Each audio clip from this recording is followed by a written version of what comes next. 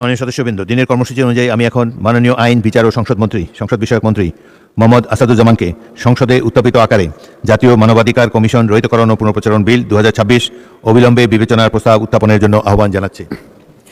মাননীয় স্পিকার, আপনাকে ধন্যবাদ। মাননীয় স্পিকার, আমি মোহাম্মদ আসাদুজ্জামান, মন্ত্রী আইন, বিচার ও সংসদ বিষয়ক মন্ত্রণালয় প্রস্তাব করছি যে জাতীয় মানবাধিকার কমিশন আইন 2009 পুনঃপ্রচলন করিবার উদ্দেশ্যে আনিত বিলটি জাতীয় মানবাধিকার কমিশন রহিতকরণ ও পুনঃপ্রচলন বিল 2026 অবিলম্বে বিবেচনার জন্য গ্রহণ করা হোক। এত আগে বিবেচনা উত্থাপন করেছেন, এই ব্যাপারে একটি আপত্তি আছে। আবুল হাসনাত আবদুল্লাহ, কুমিল্লা 4, আপনার আপত্তি উত্থাপন করুন। 2 মিনিট সময়। মাননীয় স্পিকার, এই সংসদে আজকে যেই পাটাতনের উপরে দাঁড়িয়ে আছি, এই সংসদটি প্রতিষ্ঠিত হয়েছে, এই সংসদের সংসদ নেতা, বিরোধী দলীয় নেতা, এই সংসদের ট্রেজারি বেঞ্চে যারা উপস্থিত আছেন, প্রত্যেকে এই সংসদে আসার পথে যেই ক্রান্তিকালীন পর্যায় অতিক্রম করে এখানে এসছে, এই পুরো জার্নির পিছনে যে আইনটি জড়িত সেটি নিয়ে হচ্ছে আমরা আজকে আপত্তি উত্থাপন করছি এবং সেটির জন্য 2 মিনিট, এটা এক ধরনের, মাননীয় স্পিকার, এটা খুবই অপ্রতুল। আমরা এই সংসদে বিভিন্ন বিষয়ে প্রশংসা, এই সংসদে বিভিন্ন বিষয়ে অনেক সময় অপচয় হয়, কিন্তু জাতির সাথে সবচেয়ে গুরুত্বপূর্ণ বিষয়ের আমাকে যে 2 মিনিট সময় দেওয়া হয়েছে এটি অপ্রতুল। আমি মাননীয় স্পিকারের কাছে আবেদন জানাবো এই বিষয়ে টাইম কনস্ট্রেন্ট না করে আমরা আমাদের বক্তব্যটা যেন উপস্থাপন করতে পারি, সেজন্য আপনার অনুমতি প্রার্থনা করছি। মাননীয় সদস্য, সাধারণত আপত্তি উত্থাপন আগে সংসদগুলোতে 2 মিনিটে দেওয়া হতো, তবে আপনি যেহেতু বলেছেন আপনি আরও 2 মিনিট বলেন, 4 মিনিটের মধ্যে বক্তব্য শেষ করবেন। মাননীয় স্পিকার, এই যে আইনটি আজকে যেটি পাশ করানোর কথা বলা হচ্ছে, এটির মধ্য দিয়ে 2009 সালের জাতীয় মানবাধিকার কমিশনের যেই আইনটি সেটিকে রিস্টোর করা হবে। জাতীয় মানবাধিকার কমিশনের যে 2009 সালের যে আইনটি আছে, সে আইনের যেই প্রয়োগ দীর্ঘ 17 বছর ধরে হয়েছে সেটি আমরা দেখেছি। জাতীয় মানবাধিকার কমিশনের নামে বিরোধী দল ও মতকে দমন কমিশন হিসেবে সেটি ব্যবহার করা হয়েছে। বিএনপিকে দমন করার বৈধতা জাতীয় মানবাধিকার কমিশন উৎপাদন করেছে। আমরা জাতীয় মানবাধিকার কমিশনের চেয়ারম্যানকে বলতে শুনেছি, জামাতের নেতাকর্মীদেরকে গুলি করা বৈধ মানবাধিকার টিকিয়ে রাখার স্বার্থে। আমরা জাতীয় মানবাধিকার কমিশন 2009 যদি চলে যাই, আমরা মাননীয় স্পিকার 2009 যদি চলে যায়, আজকে যদি 2025-এর অধ্যাদেশটিকে ল্যাপস করে দেওয়া হয়, এটি এই সংসদের জন্য আমাদের যে আমরা ফরওয়ার্ডিং একটা মুভে ছিলাম, আজকে এই 2025-এর অধ্যাদেশটি ল্যাপস করার মধ্য দিয়ে জাতি আবার ব্যাকওয়ার্ডের দিকে যাবে এবং জাতি পিছিয়ে পড়ার একটা টেক্সট বুক এক্সাম্পল হিসেবে এই সংসদে এটি থাকবে। 2009 সালের জাতীয় মানবাধিকার কমিশন আদতে কোনো আইন না, এটা হচ্ছে সরকারি আরেকটা দপ্তর বানানো হয়েছে জাতীয় মানবাধিকার কমিশনকে। সেখানে স্পিকারের নেতৃত্বে যে সিলেকশন কমিটি করা হয়েছে, সেখানে স্বরাষ্ট্রমন্ত্রী থাকে, সেখানে আইনমন্ত্রী থাকে, সরকার দলীয় একজন এমপি থাকে এবং সেখানে মন্ত্রণালয়ের একজন সচিব থাকেন। অর্থাৎ একটা 6 সদস্য বিশিষ্ট একটা সিলেকশন বোর্ডের সেখানে 5 জনই হচ্ছে সরকার দলের। এখন একটা সরকার দলের একটা জাতীয় মানবাধিকার কমিশন, এটা হচ্ছে আমাদের এলজিআরডি মন্ত্রী নেই, উনি বলেছিলেন জাতীয় মানবাধিকার কমিশন হচ্ছে একটা মূলত বিরোধী দল কমিশন হিসেবে হচ্ছে ফাংশন করে, এখন বিরোধী দল দমন কমিশন হিসেবে মাননীয় স্পিকার ফাংশন করে। মাননীয় স্পিকার, জাতীয় মানবাধিকার কমিশন যখন এটা বিরোধী দল মত দমন কমিশন হিসেবে ফাংশন করে, আদতে এই কমিশনটা কিন্তু আমরা যদি দেখি মানবাধিকার যেখানে যেখানে ক্ষুণ্ণ হয়েছে এগুলো কিন্তু সরকারি সংশ্লিষ্ট সংস্থা করেছে। সেখানে বিডিআর, র্যাব, তারপর হচ্ছে আপনার বিভিন্ন বাহিনীদের সেখানে কিন্তু সরাসরি সংযুক্ত আমরা দেখেছি, তারা মানবাধিকারকে ক্ষুণ্ণ করেছে। কিন্তু 2009 সালের জাতীয় মানবাধিকার কমিশন আমরা দেখেছি, যদি বাহিনীর বিরুদ্ধে আপনি কোনো তদন্ত পরিচালনা করতে চান, তাহলে সেই বাহিনীর সেই বাহিনীর পূর্বানুমতি আপনার লাগবে, সরকারের পূর্বানুমতি লাগবে। মাননীয় স্পিকার, সরকারের পূর্বানুমতি নিয়ে সরকার যে মানবাধিকার ক্ষুণ্ণ করবে, সেই মানবাধিকারের তদন্ত কতটা স্বচ্ছ হবে সেটা এই সংসদের প্রত্যেকটা সদস্যই সেই বিষয়টি জানে। আজকে সরকার দলের একজন মাননীয় সংসদ সদস্যের আজকে এই বিলের যে ল্যাপস করে দেওয়া হবে। ধন্যবাদ মাননীয় সদস্য। মাননীয় আইনমন্ত্রী, ধন্যবাদ। বসুন। মাননীয় স্পিকার, মাননীয় আইনমন্ত্রী, বিরোধী দলীয় নেতা বলুন। মাননীয় স্পিকার, এই বিষয়টা স্বচ্ছ রাজনীতি এবং মানুষের জীবনের নিরাপত্তার সাথে অঙ্গাঙ্গিভাবে জড়িত। এই জন্য এই বিষয়ে তাকে কনক্লুশন করার জন্য অন্তত আরও 2 মিনিট সময় দেওয়ার জন্য আমি আপনাকে অনুরোধ করব। ধন্যবাদ আপনাকে।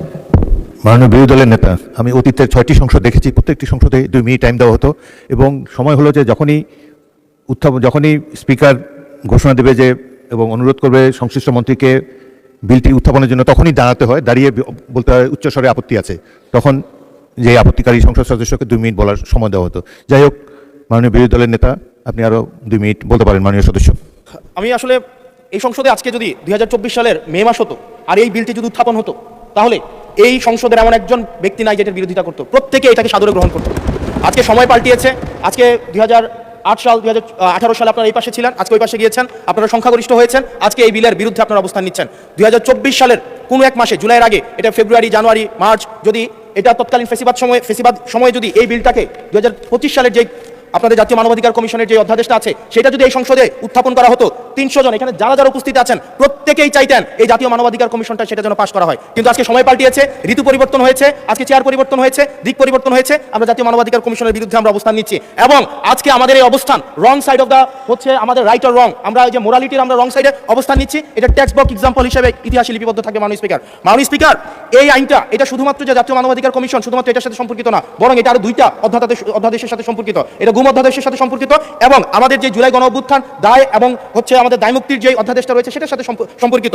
আজকে 2025 সালের জাতীয় মানবাধিকার কমিশন এটাকে ল্যাপস করার মধ্য দিয়ে আদতে বাকি দুইটা অধ্যাদেশকে অর্নামেন্টাল করে ফেলা হয়। এটাকে আদতে সরকার এই পরবর্তীতে অধ্যাদেশগুলোকে রাজনৈতিক দমন পীড়নে যে ওয়েপনাইজ করবে না সেটির কোনো নিশ্চয়তা নেই। মাননীয় স্পিকার, আমাদের সবচেয়ে বড়, আমরা ইতিহাস থেকে কোনো শিক্ষা নেই না। আমি এই সংসদে দাঁড়িয়ে এটা হিস্টোরিক্যাল ডকুমেন্ট হিসেবে থাকবে, এটা এই বছর পাস না হোক, আগামী বছর পাস না হোক, সংখ্যাগরিষ্ঠতার দোহাই দিয়ে হয়তো এটাকে ল্যাপস করা যাবে, কিন্তু এই সংসদে জাতীয় মানবাধিকার কমিশন অবশ্যই পাস হবেই হবে। মাননীয় স্পিকার, ধন্যবাদ মাননীয় সদস্য। মাননীয় আইনমন্ত্রী, এখন আইনমন্ত্রীর turn. Want to speak honourable minister? Yes, I want to Let the minister speak. Reply. মাননীয় স্পিকার, আমার মাননীয় সংসদ সদস্য খুব সুন্দর সুন্দর বক্তৃতা দিয়েছেন। বক্তৃতাগুলো পল্টন ময়দান, প্রেস ক্লাব, ঢাকার রাজপথের জন্য, মুক্তাঙ্গন অনেক বেশি জুসি, অনেক বেশি প্রাসঙ্গিক। মাননীয় স্পিকার, আমার মনে হয় উনি সব পড়েছেন, শুধু বিলটা পড়েননি। এই বিলটা এনেছি, বিলটার প্রথম লাইনেই দেওয়া আছে, যেহেতু মানবাধিকার কমিশন অধ্যাদেশ 2025 এর বিষয়ে সংশ্লিষ্ট স্টেক হোল্ডারদের সহিত অধিকতর পরামর্শ যাচাই বাছাই করা প্রয়োজন, এবং যাতে করে 2009 সালের আইনটা বাতিল করে দিয়েছিলেন মানবাধিকার কমিশনের জায়গাটা অসম্পূর্ণ না থাকে, ফাঁকা না থাকে, সেই কারণে আপাতত আমরা 2009 সালের আইনটাকে রেস্টোর করেছি, কেউ বলতে যাতে না পারে বাংলাদেশে কোনো মানবাধিকার কমিশন নাই। সুতরাং সব পড়লাম, প্রথম লাইনটাই পড়লাম না যে 2025 সালের আইনটা আমরা অধিকতর যাচাই বাছাই করার জন্যই এনেছি। কেন অধিকতর যাচাই বাছাই করার প্রয়োজন মাননীয় স্পিকার? 2025 সালের যে অধ্যাদেশটা আমাদের সামনে এনে দেওয়া হয়েছে, এই অধ্যাদেশের দুইটা ইমপ্লিকেশন আছে। একটি ইমপ্লিকেশন হলো, আমরা যখন কোনো আইন করি, কোনো অ্যাকশন নেই, কোনো অ্যাক্ট করি, সেটা যদি এমন হয় যে এটা করেছি উইথ অ্যান আলটেরিয়র মোটিভ, এটা যদি এমন হয় যে এটা করেছি উইথ এ মেলাফাইডি মোটিভ, যদি এমন হয় যে বিএনপি ক্ষমতায় আসবে তাকে কোনোভাবেই কাজ করতে দেওয়া হবে না, সেরকম উদ্দেশ্য যদি থাকে, সে ধরনের উদ্দেশ্যপূর্ণ আইনের ভাষায় বলছি, জুডিশিয়াল রিভিউয়ের ভাষায় বলছি, কনস্টিটিউশনাল লয়ের একজন ছাত্র হিসেবে বলছি, that law is a void of initial law. মাননীয় স্পিকার, মানবাধিকার কমিশন অধ্যাদেশ যেটা আনা হয়েছে 2025 সালের, সেই 25 সালের অধ্যাদেশের 16 ধারাটা যদি একটু কেউ ভালো করে পড়েন, তাহলে দেখবেন এটা ভিকটিমের জন্য আরেকটি মানবাধিকার লঙ্ঘনের সমান। সেটা আমি আপনাদেরকে একটু পার্লামেন্টের সামনে বলছি। মাননীয় স্পিকার, এখানে বলা আছে মানবাধিকার কমিশন দুইভাবে মানবাধিকার ভায়োলেশনের একটা বিষয় টেক আপ করতে পারবেন, একটা সুমোটো পারবেন, আর একটা কারো কমপ্লেনের বেসিসে পারবেন। ভালো কথা পারলেন। কমপ্লেনের বেসিসে নেওয়ার পরে কতদিনের মধ্যে এটা অনুসন্ধান বা তদন্তে পাঠাবেন তার কোনো গাইডলাইন নাই। তারপরে বললেন যেদিন পাঠাবেন সেদিন থেকে 30 দিনের মধ্যে একটা অনুসন্ধান হবে, অথবা তদন্তে সরাসরি পাঠাবেন। ভালো কথা, অনুসন্ধান করে প্রাথমিক সত্যতা পাওয়ার পর একটা 30 দিনের রিপোর্ট পাইলেন, সেই রিপোর্টের পরে কি করবেন? মানবাধিকার সংস্থা আবার একটা তদন্ত করবেন। কতদিনের মধ্যে তদন্ত করবেন সেটার গাইডলাইন নাই। ভালো কথা, আর একটা রিপোর্ট নিলেন 2 মাস পরে, সেটাও ভালো কথা। রিপোর্ট নেওয়ার পরে দুই পক্ষকে ডাকাডাকি করবেন, দুই পক্ষকে শুনবেন, শোনার পরে ওনারা 4টা কাজ করতে পারবেন। নাম্বার 1, জরিমানা করতে পারবেন, কিন্তু জরিমানা কত টাকা হবে, কিভাবে রিলাইজ হবে, কোন আইনে হবে, তার কোনো গাইডলাইন এখানে দেওয়া নেই, আইনে বিধান নাই। মাননীয় স্পিকার, বলা হচ্ছে কমিশন ক্ষতিপূরণ ইম্পোজ করতে পারবেন। ক্ষতিপূরণ কত টাকা হবেন, কি পরিমাণ হবেন, কি গাইডলাইন হবে, কিভাবে রিলাইজ হবে, কার কাছে যাবে, তার কোনো গাইডলাইন এই আইনের মধ্যে নাই। মাননীয় স্পিকার, মানবাধিকার আইন কমিশনে বলা হচ্ছে আরেকটা কি করতে পারবেন, ওনারা সুপারিশ করতে পারবেন, ওই ভিকটিম মামলা করতে পারবেন নাকি কোনো জায়গায় ধর্ণা দিতে পারবেন। 2 বছর মানবাধিকার কমিশনের পিছনে দৌড়ায় দৌড়ায় মনে হবে যে আমি মামলা করতে পারবো কি পারবো না, সেই কারণে সুপারিশ নেওয়ার জন্য মানবাধিকার কমিশনে যাওয়ার দরকার নাই। আমাদের মতো যারা বটতলার উকিল আছে মাননীয় স্পিকার, আমরাই বলতে পারি যে এটা মামলা যাবে কি যাবে না। মাননীয় স্পিকার, আরেকটা কাজ করতে পারবেন, মানবাধিকার কমিশন বাদী হয়ে তার পক্ষে মামলা করতে পারবেন। প্রশ্নটা হলো, তদন্তের পরে মানবাধিকার কমিশন যখন আপনার মতো নিরপেক্ষ চেয়ারে বসে 2 পক্ষকে শুনানি দিচ্ছেন, শুনানির শেষে তারপরে আপনি যে বাদী হয়ে এক পক্ষের মামলা করলেন, can it be called a reasonable law? Can it be called a neutral law? Can it be called a just and proper law? এই প্রশ্নগুলো যখন আমাদের সামনে আসে মাননীয় স্পিকার, তখন আমাদেরকে বিলের প্রথম লাইনেই বলতে হয় মানবাধিকার কমিশন অধ্যাদেশ 2025 সংশ্লিষ্ট স্টেক হোল্ডারদের সহিত অধিকতর পরামর্শ যাচাই বাছাই করা প্রয়োজন। মানে স্পিকার এখানে শেষ নয়। আমরা একটা আইন জানি, বাংলাদেশের ইতিহাসের সবচেয়ে জঘন্যতম অপরাধ, পৃথিবীর ইতিহাসের সবচেয়ে জঘন্যতম ইতিহাস হলো অপরাধ হলো গুম করা। সেই গুম করা সংক্রান্ত একটা আইন করা হয়েছে, গুম কমিশন আইন। মানে স্পিকার, গুমের অপরাধকে এতটাই গুরুত্ব দিয়ে এই পার্লামেন্ট আইন পাশ করেছে যে কেউ গুম হলে তাকে মানবতা বিরোধী অপরাধের মধ্যে আমরা ফেলবো। মানে স্পিকার, সেই আইনটাকে ফ্রাস্ট্রেট করবে যদি আমি মানবাধিকার কমিশনের আইনকে এইভাবে রাখি। কারণ এখানে বলা হলো, গুম কমিশন আইনে বলা হলো গুমের বিষয়ে তদন্ত করবেন মানবাধিকার কমিশন। তাহলে মানবাধিকার কমিশন কি করবেন? ওই যে তদন্তের কথা আছে, তদন্তের পরে যে তারপর ওনাদের কাছে পাঠাবেন। এবং গুম কমিশন বলে সেপারেট কোনো কমিশন তৈরি করা হয়নি বা স্কোপ রাখা হয়নি আইনে। গুম কমিশন বলতে যে ডেফিনেশন দেওয়া হয়েছে, সেই ডেফিনেশনের মধ্যে বলা হয়েছে গুম কমিশন মানে মানবাধিকার কমিশন। মানে স্পিকার, আইনের এই অ্যাম্বিগুইটি থাকতে পারে না। আইন স্বচ্ছ হতে হবে, আইন পরিষ্কার হতে হবে। এটা ঐতিহাসিকভাবে বলছে যারা আইন বিশেষজ্ঞ, যারা আইন সম্পর্কে গবেষণা করেন, একটা আইনের মেয়াদ ধরা হয় আগামী 20 বছর পর্যন্ত জনগণ এই আইনটা গ্রহণ করবে। তারপরে যদি লাস্টিং করে সেটা করবে। ধরে নেওয়া হয় 20 বছর পর পর একটা আইন পরিবর্তনযোগ্য হবে। আমরা যে আইনটা পেয়েছি, অধ্যাদেশটা, সেই অধ্যাদেশের যে ফ্রডগুলো আছে, সেই কারণে মাননীয় স্পিকার আমরা বলছি সংশ্লিষ্ট স্টেক হোল্ডারদের সহিত পরামর্শ করে অধিকতর পরামর্শ ও যাচাই বাছাই করা প্রয়োজন। মাননীয় স্পিকার, আমাদের মাননীয় স্বরাষ্ট্রমন্ত্রী ওই দিন বলেছিলেন জুলাই সনদকে ইমপ্লিমেন্ট করতে হলে আসেন এই পার্লামেন্টে আমরা একটা বিশেষ সংবিধান সংশোধন কমিটি করি, একটা বিশেষ কমিটি করি যেখানে সবগুলো আলোচনা আসবে, যেখানে অধিকতর যাচাই বাছাইয়ের প্রশ্ন আসবে, যেখানে মানবাধিকারের যারা ভিকটিম আছে তাদের সাথে পরামর্শের প্রয়োজন আসবে। আমরা কুড়িল বস্তিতে যাব, আমরা ঢাকা শহরের বস্তিগুলোতে যাব যেখানে সবচেয়ে বেশি মানবাধিকার লঙ্ঘিত হয়। আমরা রাজনৈতিক দলগুলোর কাছে ফেরত যাব যেখানে সবচেয়ে মানবাধিকার লঙ্ঘনের শিকার হয় যারা। আমরা সমস্ত শ্রেণী পেশার মানুষের সাথে, মানবাধিকার লঙ্ঘনের শিকার যারা হয়েছে তাদের সবার সাথে আমরা এই সেশন অতিক্রান্ত হওয়ার পরে আমরা আলোচনার দ্বার উন্মোচন করবো মাননীয় স্পিকার। এবং সেই কারণেই আমরা বলতে চাই অধিকতর পরামর্শ যাচাই বাছাই ছাড়া এই আইন, এই অধ্যাদেশ পাশ করা সম্ভব নয় বলেই একই সাথে মানবাধিকার কমিশন যাতে বাংলাদেশে খালি না থাকে জায়গাটা, 2000 আইনটাকে রেস্টোর করতে বলছি। 2000 আইনের 9 আইনের সেকশন 3 যদি পড়েন আর 2025 অধ্যাদেশের সেকশন 3 যদি পড়েন, দুইটা আইনে নন অবস্ট্যান্টিভ ক্লজ আছে, দুইটা আইনের অটোনোমাস ক্যারেক্টার একই, দুইটা আইনেই বলা আছে এই কমিশন কোনো কারো কাছে দায়বদ্ধ থাকবে না। সুতরাং এত ভয় কিসের?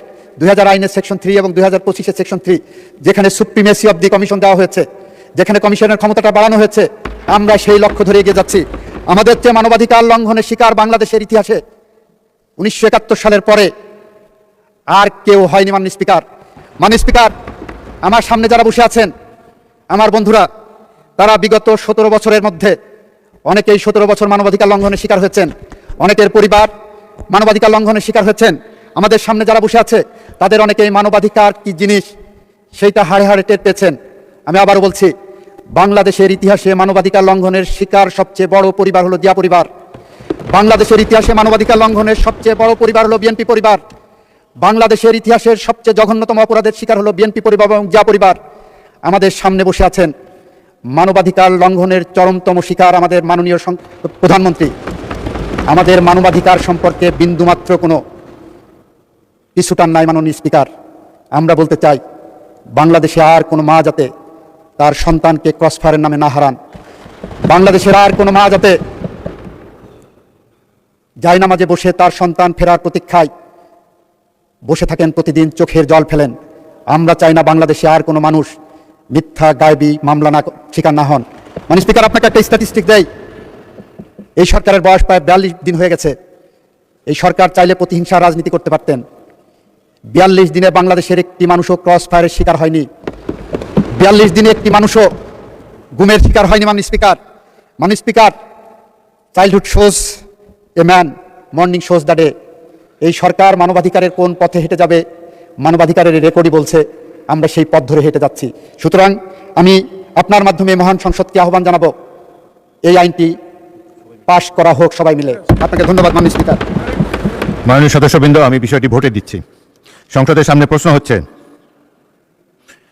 মাননীয় বিরোধী দলের নেতা বিলটি উত্থাপনের ব্যাপারে আপত্তি করতে পারেন একজন সদস্য। 3-4 জন আপত্তি করলো, একজনকে দেওয়া হয়, সে একজনকে দিয়েছি। আপত্তির ব্যাপারে আর একজনকে দেওয়া সম্ভব না।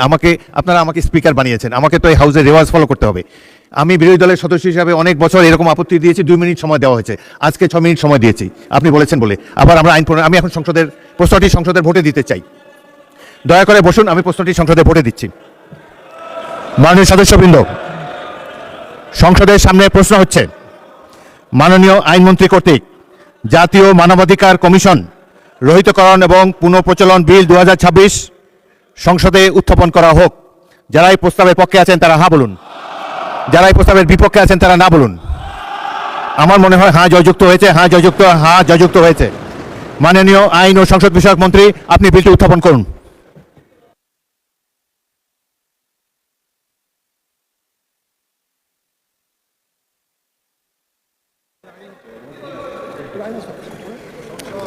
মাননীয় স্পিকার, আপনাকে ধন্যবাদ। মাননীয় স্পিকার,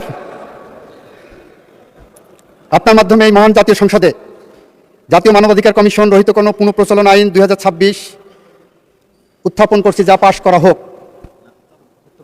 উত্থাপিত আকারে পাশ করা হোক। আপনাকে আগে উত্থাপন করতে অনুরোধ জানিয়েছিলাম, আপনি বিলটি উত্থাপন করুন। এটা উত্থাপন করেছি, ধন্যবাদ। তারপরে আজকে দেখেন যাচাই বাছাই হলো। উত্থাপনের উপরই তাদের আপত্তি ছিল, সেজন্য আমি উত্থাপন তো বিষয়টি প্রথম দিন ভোটে হয়ে গেছে দিয়েছি। মাননীয় স্পিকার, গতদিন এটা উত্থাপন হওয়ার পরে ডিবেটের জন্য রাখা হয়েছিল, যাচাই বাছাই আগ পর্যন্ত। আগে উত্থাপিত ছিল। মাননীয় সদস্যবৃন্দ, জাতীয় মাননীয় অর্থমন্ত্রী কর্তৃক উত্থাপিত জাতীয় মানবাধিকার কমিশন রহিতকরণ পুনঃপ্রচলন বিল অবিলম্বে বিবেচনার প্রস্তাব উত্থাপনের জন্য তিনি আহ্বান জানিয়েছেন।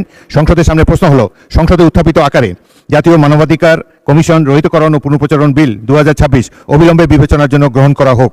যারা এই প্রস্তাবের পক্ষে আছেন তারা হ্যাঁ বলুন, যারা এই প্রস্তাবের বিপক্ষে আছেন তারা না বলুন। আমার মনে হয় হ্যাঁ জয়যুক্ত হয়েছে, হ্যাঁ জয়যুক্ত হয়েছে, হ্যাঁ জয়যুক্ত হয়েছে। অতএব সংসদে উত্থাপিত আকারে জাতীয় মানবাধিকার কমিশন রহিতকরণ ও পুনঃপ্রচলন বিল 2026 অবিলম্বে বিবেচনার জন্য গৃহীত হলো। মাননীয় সদস্যবৃন্দ, বিলটির উপর কোনো সংশোধনী নেই। আমি এখন বিলের দফাটি সংসদের সামনে পেশ করছি। সংসদের সামনে প্রশ্ন হচ্ছে, বিলের দফা 2 ও 3 এই বিলের অংশ হিসেবে গ্রহণ করা হোক। যারা এই প্রস্তাবের পক্ষে আছেন তারা হ্যাঁ বলুন, যারা এই প্রস্তাবের বিপক্ষে আছেন তারা না বলুন। আমার মনে হয় হ্যাঁ জয়যুক্ত হয়েছে, হ্যাঁ জয়যুক্ত হয়েছে, হ্যাঁ জয়যুক্ত হয়েছে। অতএব বিলের দফা 2 ও 3 এই বিলের অংশ হিসাবে গৃহীত হলো। সংসদের সামনে প্রশ্ন হচ্ছে, বিলের 1 দফা বলবৎকরণ দফা প্রস্তাবনা প্রবর্তন এবং শিরোনামা এই বিলের অংশ হিসাবে গ্রহণ করা হোক। যারা এই প্রস্তাবের পক্ষে আছেন তারা হ্যাঁ বলুন, যারা এই প্রস্তাবের বিপক্ষে আছেন তারা না বলুন। আমার মনে হয় হ্যাঁ জয়যুক্ত হয়েছে, হ্যাঁ জয়যুক্ত হয়েছে, হ্যাঁ জয়যুক্ত হয়েছে। অতএব বিলের 1 দফা বলবৎকরণ দফা প্রস্তাবনা প্রবর্তন এবং শিরোনামা এই বিলের অংশ হিসাবে গৃহীত হলো। মাননীয় আইন, বিচার ও সংসদ বিষয়ক মন্ত্রী মোহাম্মদ আসাদুজ্জামান, আপনি বিলটি পাশ করার প্রস্তাব উত্থাপন করতে পারেন। মাননীয় স্পিকার, আপনাকে ধন্যবাদ। মাননীয় স্পিকার, আমি মোহাম্মদ আসাদুজ্জামান, আইন, বিচার ও সংসদ বিষয়ক মন্ত্রণালয় এই সংসদে প্রস্তাব করছি যে জাতীয় মানবাধিকার কমিশন আইন 2009 পুনঃপ্রচলন করিবার উদ্দেশ্যে আনিত জাতীয় মানবাধিকার কমিশন রহিতকরণ ও পুনঃপ্রচলন বিল 2026 উত্থাপিত আকারে পাশ করা হোক। সংসদের সামনে প্রশ্ন হচ্ছে, সংসদে উত্থাপিত আকারে জাতীয় মানবাধিকার কমিশন রহিতকরণ ও পুনঃপ্রচলন বিল 2026 পাশ করা হোক। যারা এই প্রস্তাবের পক্ষে আছেন তারা হ্যাঁ বলুন, যারা এই প্রস্তাবের বিপক্ষে আছেন তারা না বলুন। আমার মনে হয় হ্যাঁ জয়যুক্ত হয়েছে, হ্যাঁ জয়যুক্ত হয়েছে, হ্যাঁ জয়যুক্ত হয়েছে। অতএব সংসদে উত্থাপিত আকারে জাতীয় মানবাধিকার কমিশন রহিতকরণ ও পুনঃপ্রচলন বিল 2026 পাশ হলো।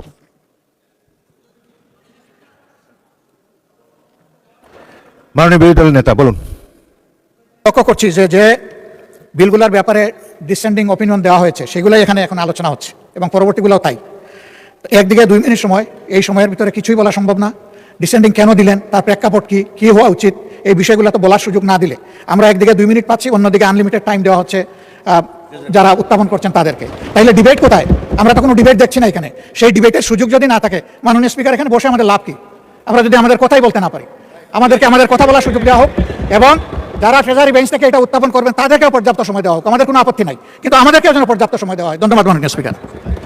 মাননীয় বিরোধী দলের নেতা, আমি সংসদের অতীত নজিরগুলোই শুধুমাত্র ফলো করে যাচ্ছি। ওখানে আপত্তি জানালে, উত্থাপনের আপত্তি জানালে তখন 2 মিনিট করে সময় দেওয়া হতো, আজকে 6 মিনিট দিয়েছি। এরপরে যদি আপনারা দফাওয়ারি সংশোধনী দিতেন সেখানেও বলার জন্য তখনও 2 মিনিটই সময় দেওয়া হতো, তবুও অল্প কিছু বাড়িয়ে দেওয়া যায়। তবে আপনার প্রস্তাব আপনি শুনেন, প্রস্তাব যুক্তিযুক্ত। আচ্ছা, যিনি আপত্তি উপস্থাপন করবেন তাকে সময় একটু বাড়িয়ে দেওয়া হবে। মাননীয় স্বরাষ্ট্রমন্ত্রী, আপনি কিছু বলবেন? মাননীয় স্পিকার, আপনাকে ধন্যবাদ। আমি যা বলতে পারতাম অধিকাংশ আপনি বলে ফেলেছেন। নিয়ম হলো বিশেষ কমিটির রিপোর্টে যেখানে যেখানে নোট অফ ডিসেন্ট দেওয়া হয়েছে সেই বিলগুলো আমরা আজকে থেকে আনা শুরু করেছি। কালকের মধ্যে তো আমাদের বিলগুলো সম্পর্কে সব ফয়সলা করতে হবে। কালকে এত তাড়াহুড়ো হবে, ফ্রাইডে 3টার পরে সেশন শুরু হবে, ওনারা চাইলেও বেশি সময় হয়তো পাবেন না। আজকে যে সমস্ত বিষয়ে নোট অফ ডিসেন্ট ওনারা দিয়েছেন সেই বিলগুলোর উপরে বিধি মোতাবেক উত্থাপনের পরে আপনি আপত্তি উত্থাপনকারীদের মধ্য থেকে একজনকে ফ্লোর দিয়েছেন, 3 গুণ সময় দিয়েছেন, ভবিষ্যতেও দিবেন, অসুবিধা নাই। আমরা এখানে খুব সবাই আলোচনা করেই সব কিছু ফয়সলা করতে চাই। এরপরের স্টেজে ওনারা ইচ্ছা করলে সেকেন্ড রিডিংয়ের সংশোধনী আনতে পারতেন, আপনাকে নোটিশ দিতে পারতো, সেই হিসেবে আবার সংশোধনীর সময় আলাপ করতে পারতেন। থার্ড রিডিংয়ে তো খুব একটা সময় নাই পাশ করার সময়, তেমন একটা নজিরও নেই আলোচনা করার। এই স্টেজগুলো আমি আশা করি আমার বিরোধী দলীয় বন্ধুরা একটু এক্সপ্লোর করবেন, যে আপনারা আলোচনা করতে চাইলে রুলস অফ প্রসিজিওর অনুসারে আপনারা গেলে যথেষ্ট সময় আজকে পাবেন, কালকে তো খুব তাড়াহুড়ো হবে। তো সুতরাং মাননীয় বিরোধী দলীয় নেতা এই যে 3 গুণ সময় চেয়েছেন, একজন বক্তৃতা দিবে 6 মিনিট, দেন মাননীয় স্পিকার। তবে এখন তো আপত্তি উত্থাপনের ক্ষেত্রে এই বিলটা হয়ে গেছে, পরবর্তীগুলো সেভাবে করা যায়। ধন্যবাদ মাননীয় স্পিকার। ধন্যবাদ।